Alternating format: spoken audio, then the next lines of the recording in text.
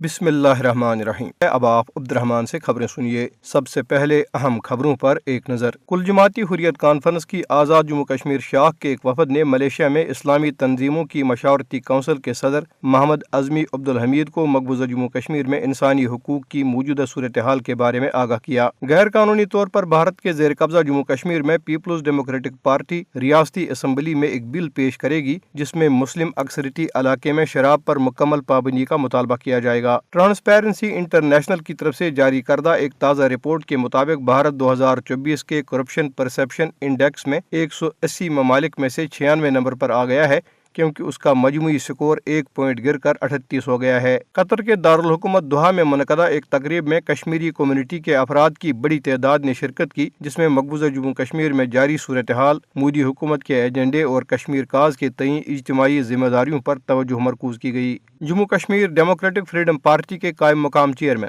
محمود احمد ساگر نے امید ظاہر کی ہے کہ نو منتخب امریکی صدر ڈونلڈ ٹرمپ تنازع کشمیر کے حل کے لیے اپنا کردار ادا کرنے کے لیے اپنے سابقہ دور میں کیے گئے وعدے کو پورا کریں گے۔ اب خبریں تفصیل کے ساتھ۔ کل جماعتی حریت کانفرنس کی آزاد جموں کشمیر شاخ کے ایک وفد نے ملیشیا میں اسلامی تنظیموں کی مشاورتی کونسل کے صدر محمد اعظمی عبدالحمید کو مقبوضہ جموں کشمیر میں انسانی حقوق کی موجودہ صورتحال کے بارے میں آگاہ کیا۔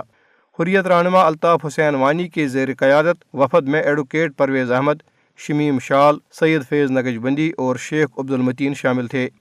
حریت وفد نے ملاقات کے دوران ملیشیا کے نمائندوں کو مقبوضہ جموں کشمیر میں انسانی حقوق کی سنگین صورتحال سے آگاہ کیا، جن میں دوران حراست قتل، آبادی کے تناسب میں تبدیلی اور قابض بھارتی فورسز کی طرف سے منظم خلاف ورزیاں شامل ہیں۔ الطاف حسین وانی نے کہا کہ بھارتی حکومت کا مقبوضہ جموں کشمیر میں حالات معمول پر آنے کا بیانیہ عالمی برادری کو گمراہ کرنے کے لیے دھوکہ دہی پر مبنی ایک ہتھ کنڈا ہے۔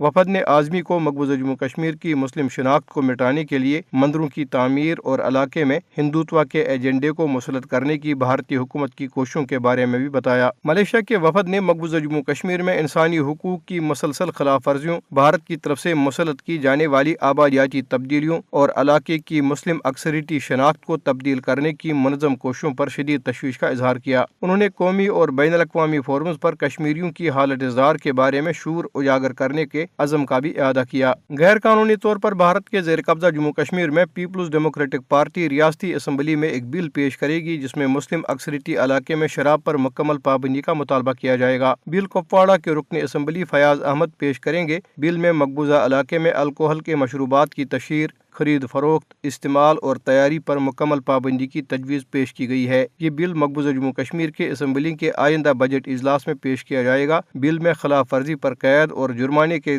سمیت سخت سزائیں تجویز کی گئی۔ قطر کے دارالحکومت دوحہ میں منعقدہ ایک تقریب میں کشمیری کمیونٹی کے افراد کی بڑی تعداد نے شرکت کی، جس میں مقبوضہ جموں کشمیر میں جاری صورتحال، مودی حکومت کے ایجنڈے اور کشمیر کاز کے تئیں اجتماعی ذمہ داریوں پر توجہ مرکوز کی گئی۔ راجہ عابد یوسف کی طرف سے منعقدہ تقریب میں مقررین نے تنظیمی وابستگیوں سے بالاتر ہو کر کشمیریوں کے حق خود ارادیت کی یک نکاتی ایجنڈے پر اتحاد قائم کرنے کی ضرورت پر زور دیا۔ جماعت اسلامی آزاد جموں کشمیر کے سابق امیر عبدالرشید ترابی نے اس موقع پہ مہمان خصوصی کی حیثیت سے خطاب کرتے ہوئے فلسطینی کاز کی حمایت میں قطر کے قابل ستائش کردار اور کشمیر کی مسلسل حمایت پر روشنی ڈالی۔ انہوں نے تباہ کن زلزلے کے متاثرین کی بحالی میں قطر کی کاوشوں کو سراہا۔ انہوں نے فلسطین، کشمیر اور دیگر مظلوموں کے لیے آواز بلند کرنے میں الجزیرہ نیٹ ورک کے کردار کا بھی اعتراف کیا اور دیگر مسلم ممالک سے قطر کی مثال پر عمل کرنے کا مطالبہ کیا۔ اس موقع پہ سوال جواب کا سیشن بھی ہوا، جس میں اس بات کا اعادہ کیا گیا کہ بھارت کے وحشیانہ مظالم کے باوجود کشمیری اپنی جدوجہد پر ثابت قدم ہیں۔ مقررین نے نظر بند حریت قیادت کی نمائندگی کرنے اور اس بات کو یقینی بنانے کی اہمیت پر زور دیا کہ تحریک آزادی کا بیس کیمپ اپنا صحیح کردار ادا کرے۔ انہوں نے کہا کہ اگر پاکستان تنازع کشمیر کے فریق کی حیثیت سے اپنی ذمہ داری پوری کرے گا تو کشمیر کی آزادی ناگزیر ہے۔ مقررین نے کہا کہ کوئی بھی حکومت جو کشمیر کاز سے غداری کرے گی اسے نتائج کا سامنا کرنا پڑے گا، جیسا کہ تاریخ گواہ ہے۔ تقریب کا اختتام میزبان کے شکریہ اور شہید محمود مقبول بٹ اور تمام کشمیری شہداء کے لیے دعا کے ساتھ ہوا۔ Jammu Kashmir democratic freedom party کے قائم مقام چیئرمین محمود احمد ساگر نے امید ظاہر کی ہے کہ نو منتخب امریکی صدر ڈونلڈ ٹرمپ تنازع کشمیر کے حل کے لیے اپنا کردار ادا کرنے کے لیے اپنے سابقہ دور میں کیے گئے وعدے کو پورا کریں گے۔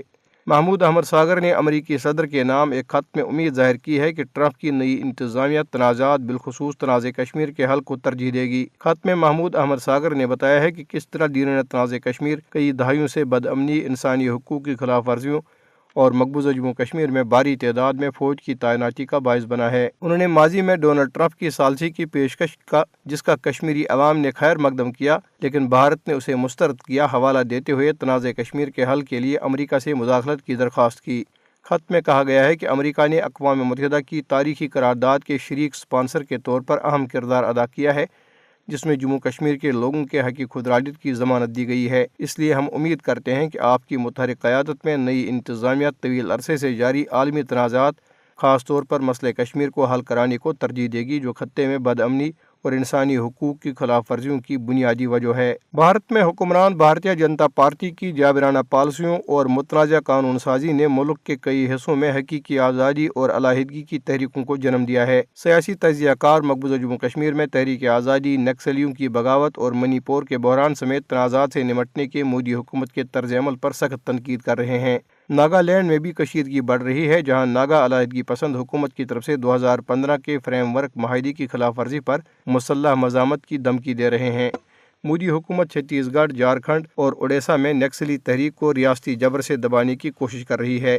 پکڑ دکڑ نے بحران کو مزید سنگین کر دیا ہے۔ پسماندہ برادریوں کو دیوار کے ساتھ لگا کر انہیں یہ سوچنے پر مجبور کیا جا رہا ہے کہ بھارت سے علیحدگی ہی واحد حل ہے۔ منی پور میں جاری تشدد سے 250 سے زائد افراد ہلاک اور 60,000 بے گھر ہوئے، جبکہ 360 سے زائد گرجا گھروں کو تباہ کیا گیا۔ وہاں انسانی حقوق کی ہولناک خلاف ورزیاں جاری ہیں اور خواتین کی اجتماعی عصمت دری بھی ہو رہی ہے۔